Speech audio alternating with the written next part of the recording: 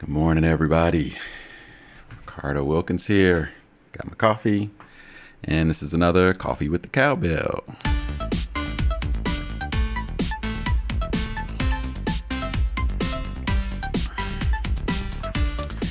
Good to see you this morning. Again, Ricardo Wilkins, resident Microsoft Teams geek.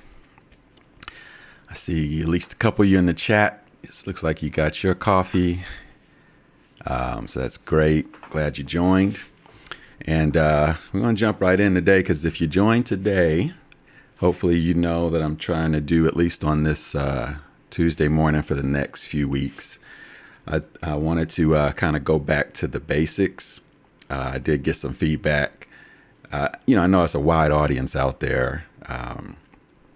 Some advanced Teams users and some that not so advanced. And I got some feedback that one of the sessions, at least for this person, kind of went over their head a little bit, and so I was like, okay, it's been a while since I've kind of taken it back to the basics. When a pandemic first started and everybody was just getting into Teams, that was pretty much all I was doing with customers and folks, is the basics of meetings and making sure people could really get into it. And, I think I felt like it was a good idea to get a refresher there, now that we've been in it a while. So good morning to everybody that's hit me up in the chat. It's great to see you. So let's dive in. And if you check the banner for this stream, I have 3 sessions I'm planning. The first today would be chat basics, and then next week, file basics, document management and using files in Teams, and then settings basics, which I think is a really important one as well. So hang with me for the next few weeks, and we'll get into that one too. But let me jump over over here. That's the wrong one. Oh yeah, that's the wrong one. There we go. Yeah. So let's jump over here and let's talk a little bit about the basics of chat. And I'll do just a little history, I guess, real quick. I mean, we are in Teams now. We are, for most people in the world, we're beyond the days of Skype, right? We've pretty much transitioned off of Skype, but I'm starting there in terms of just the basis for a larger platform, which is great. But essentially, we do this. We chat. I had a little glitch there. That's so interesting how glitches happen only during demos. But we essentially chat. I wouldn't say to avoid email, but I think we chat because it is convenient in so many use cases. And hopefully you're still seeing me okay. I think you are. I did have a little glitch here. Okay, I think we're good. It's so convenient in so many use cases. And so I'd say, the one thing about it is, email is kind of meant to be, I'm going to send you this message and I'm not necessarily intending that you need to reply right away, right? It's a very asynchronous kind of thing. I'm sending you an email. You might send me a response, an hour from now kind of thing. Chat has a little bit more of an implication that I'm chatting with you and kind of expecting somewhat of a real-time conversation. Again, that's not always the case. We certainly use chat for, messages that may not get seen for a while. But it kind of has that implication. I know usually when I'm chatting with someone, it's typically because I see them green, or it could just be that I need to give them a message that they just need in that chat feed. But that's just kind of a why do I chat, right? The other thing about it, I would say, is I would say you typically feel like, I'm trying to find a good example here, that the up, top to bottom nature of chat is a little more intuitive. We kind of read email threads in reverse a lot of times. So just this nature is a little interesting. But then also in these days, chat is very intuitive because of what we do in our personal lives on social media, because of the text messaging we do, it just kind of all clicks, right? So one could argue we're just in this era of more chat-based kind of communication. Okay, so that's my little history spiel there of why I would even chat. But beyond that, let's just kind of come in here and talk about Teams chat specifically. So most of it is contained in the chat, bubble on the left-hand rail. For most of you, it's probably the second one. It could be that it's somewhere else because this rail is customizable. But in general, it's there. And in general, what that button is what one would call private chat, usually, or one-to-one chat or group chat. Just kind of depends on kind of why you're going there. But it is different from the other types of chat in Teams that we'll talk about because you're really chatting with just the people you intend to chat with. Same as email. You're emailing the people that you put on the to line or the CC line. It's a little different in the other places that we chat, which we'll talk about in a sec. Okay. So again, you could call this private. It says chat there, but one could call it private chat to kind of remind yourself of that concept, or one-to-one chat. Okay. And so a few things right off the bat before I even get into a chat is one, understanding this area here. This is a list down here. This recent is a list of the recent ones you've had, and these are pinned chats. Why would I pin them? Because I want to come back to them, or I use them often. For me, for instance, my one-on-one with my manager is pinned here, right? Or a lot of recurring chats that I'm in, or recurring meetings even, are pinned up here. So you can see this is a meeting chat because of that little symbol there versus just a chat with a person, where it would have their picture.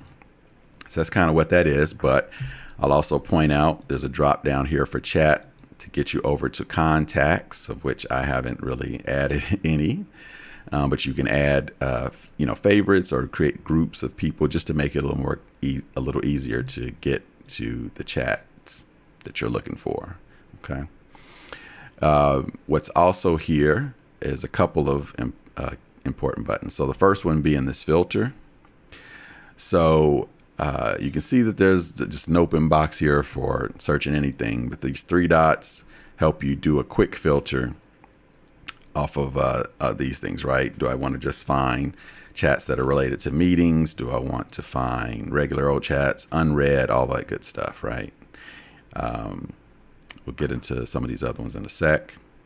So that's an important one. But what's also key about this, if you didn't know, after you use Teams a while, you've essentially had hundreds or thousands of chat conversations. You're only seeing a few here, right? It's not trying to list them all. So that chat from a year ago that you're realizing now was really important about, somebody gave you the link to Teamwork Cowbell, right? And teamworkcowbell.com. And you really, I can't remember what it is. I got to find that chat. Putting any, and I'm trying to think of a word here. Here we go. So putting a word there is going to search all those chats, similar to what it would do if I put it up here in the top search box and find those for you. So I've had best practices I've put out in the past about, when you're done with the chat here, instead of letting it sit, you can hit hide to just take it out of this view. And the reason I'm comfortable with hiding it and not feeling like I've lost it is because of the search box here and the filter here. I can always find that later. I see Dwayne in the chat talking about for the contacts and the contact groups. He uses those as a quick status to see a quick status of a group of people, like how many of our help desk team are available. And I agree. I do that often. I have a group for my team and I have a question for the team and everybody's busy. Who in the team is green right now that I can I can ask without bothering them, right? And so you can see that all at a glance. I have a group for my customers. So you're right, just to see presence. So that's a good tip. Knowing that you can find chats after the fact. Again, could do it up here in this big search box as well. And it's going to search everything, files and people and whatnot. But again, it has a tab for messages if you're specifically looking for messages. It is looking for, in this case, it's defaulting to chats and channel chat, which we're going to talk about. But I could do that, and essentially at this point, I'm getting kind of the same results that I would have gotten if I had just used the filter. I don't know if that was too quick, but just rest assured, this box, this search box here, and this filter are good ways to find your chats. Okay, so good stuff there. The other thing I like to point out here, especially coming from the Skype days, we were used to having a bunch of floating chat squares all over the place, and so some people like me just having them neatly organized here, and I just come back to it here, even if I've got a bunch of conversations going on. But these are these chats are able to be popped out. I was about to say pop outable, and that is definitely not a word. But you can pop these chats out, and have a bunch of them going. And again, they can be their own windows. If you wanted a bunch of chats, simultaneously side by side, you can still do that. This is the new chat button, and I think there is a setting for, if I hit that, it'll be a pop out. I think some people like that to just start as a pop out initially, but I can certainly pop it out later if I need to. Okay, so that's kind of a good segue into a new chat.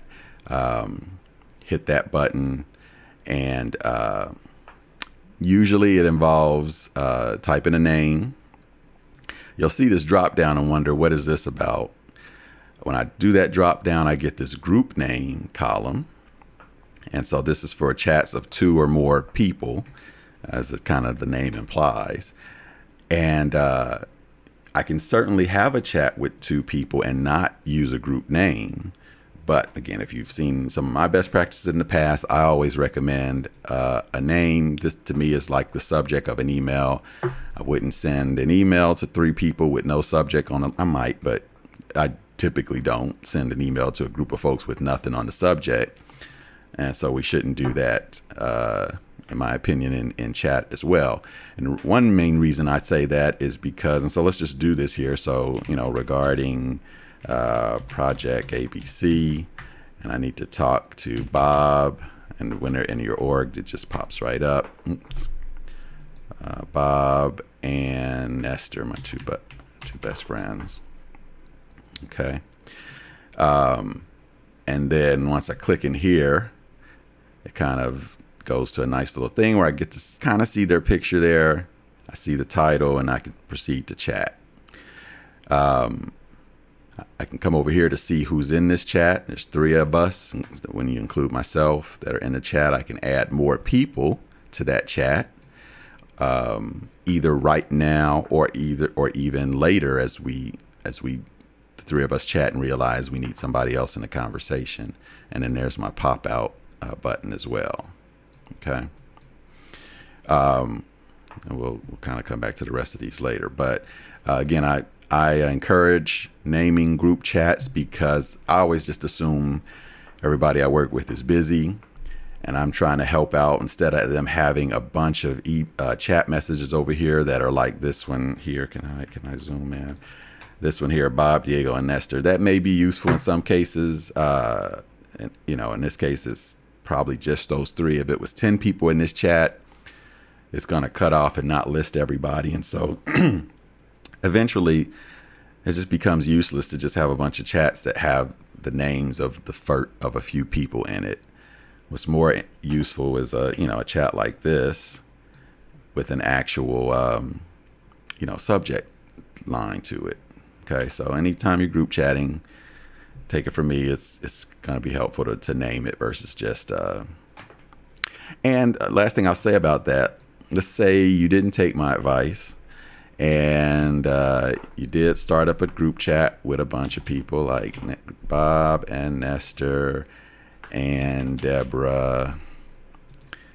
Okay, and you just start it going, right? You'll see it just puts their name in there and you can start going.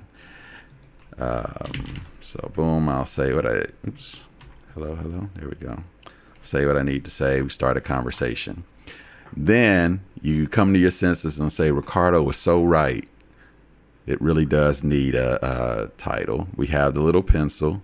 You can fix your mistake, change that to something else. It's a terrible name, but you can change it after the fact. And then over on the side, it's going to change, and then all is well. You can redeem yourself. Okay. So that's just my little tip about etiquette in terms of chatting. Again, that's group chat. It's not one-to-one chat. One-to-one is just the name of the person, right? So let's stay here with Bob. So actually, one other thing that's kind of important to know specifically about Teams chat. Let's fire up a new chat here. And I am going to start chatting with Bob, who you can see I have chatted with in the past. So brand new chat, I'm starting it up with Bob. And you will notice that this, it's not a blank slate here. Some things come up. Chat in Teams is persistent. It lasts as long as your organization's policies tell it to last, which it could be forever or could be whatever, or something less than that. So when I'm chatting with Bob, it's not just a blank email like in like an Outlook. I'm basically going back to our ongoing thread, which for us here is back in October. I think that's 2021 because I don't know. I don't know. It was back in October 14th. I feel like that's maybe wrong. Anyway, I'm continuing an ongoing thread here with Bob. So that's something to keep in mind. Probably weren't used to that, if you're back in your Skype days. For some, that's good. For some, they don't like that. They, want chat that kind of goes away because all I want to do is say, hey, do you want to go to lunch? And I don't need that kept forever. But when you start using chat and depending on it, just like you do for email where you wouldn't want that to disappear, this persistence becomes really useful because as you can imagine, all our conversations, all our important stuff we've said over the years is now all searchable. I can go find a message from a year ago with Bob if needed. But if nothing else, I more often than not start up a chat with somebody like Bob and realize I'm really continuing the conversation we did have a week ago. So persistence is nice from that perspective. But whether you like it or not, it's just important for you to know that it exists. It's a thing, right? You are likely, your org is likely to hold some matter of chat, and so you'll see it when you try to re-chat with someone. All right. So all that being said, chat kind of works the way you expect. Typical, messages with text, but doesn't have to be that way. It can be a lot more interesting than that. So let's zoom in on this little area here. Okay, yeah. So we got a few things going on down here. What I'm about to show is this first one, which is basically, if I don't want just basic text, this lets me have some formatting that I can do to it. This one lets me mark it as important, just like I can on an email. This lets me attach files to that person, which I'll be sharing with them via my OneDrive account. That's just how it works. If you don't have OneDrive, I don't think you'll even get that file thing. If I want a loop component, basically a real-time editable component in this chat, which could also, that same component could be in an email or somewhere else, and all of us working on it real time, I can add that. That's what that one is. That's relatively new. Emojis, GIFs. I know some people who try to do all their communication via GIFs. Stickers. I do use at least the Office Drama one in stickers. I think that's a meeting, some streams. So we're starting to get into other things there. I would say everything kind of here is the key ones that you'll probably use on a day-to-day basis. Okay. And so let's start with that formatting one. You can see, and let me zoom in on this one as well. You can see that You got your typical formatting pieces here, bold and italics and all that good stuff. I believe that's a highlighter or, and, you know, fonts and things of that nature. Bullets are there. And then the couple ones that I want to call out on the 3 dots, hyperlinks, tables can be added. And then this button here, quotes. So say you're typing something and you're really referencing something else with this text. You highlight it, you hit quote, puts a little box around it. I usually do the box plus italics. So you're just kind of let somebody know you're referencing some text from somewhere else, essentially. So, but in addition to all of that, what's not there, which I think is useful, is knowing that this can also take screenshots. So I am doing Windows Shift S, and that's bringing. Oh, actually, I did it on my local PC. Let's do it old fashioned. I never go all the way to snip. The snipping tool, I always use the shortcut, but technically the shortcut is bringing up, snip and sketch. Do a new snip. I do a thing there. It's now here and in my clipboard, and that can be Control V, paste it into a chat message. Okay. So to me, you should get your snipping kung fu down, because this is just super useful. As opposed to me describing whatever's happening in this snip, I should just snip it and, and let them actually see the visual. So this has so many important use cases. So it's just important to know that. So again, it's called Snip and Sketch in Windows, or Windows Shift S as a shortcut. If you're on a Mac, I have no idea what you're supposed to use there. But yes, what I'm really calling out here is that those snips can be easily screenshots, and any image really. It could have been a JPEG that I put in there. They can be easily put into these chats. So I'm really calling out the power of just like email, being able to put an image in that chat. Doesn't just have to be text like a text message, right? So it can be richly formatted. Okay. So that's the basics, but since we're here, let's talk a little bit about some of the newness of chat that was not here all these years we've been using it. If I come, this is my commercial tenant, and it's actually on the preview. That's why I'm seeing this. I've right clicked on the chat send down here. I think you all can see that. Down here, that's the send.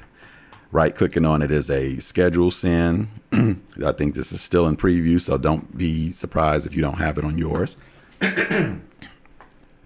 But it should be coming soon. But this is where I can do a chat and actually say that I want to wait till tomorrow morning before I send it. Okay. And then what's also right next to that, and I think this is all rolled out, is record. Let me make it bigger. This little record a clip. These days, we're used to video, and if you, instead of typing a message to someone, you want to actually record a little video, I think 1 minute or less, that's what that button is for. Especially depending on your typing speed, that could be super useful. I think I type faster than I talk, maybe, I don't know. So I don't use it as much, but I did use it once as I sat there and thought, this thing I want to say is just going to take too much time, and I ended up sending a message, and the people that received it, I think it was well received. They liked it, so that's what that's all about.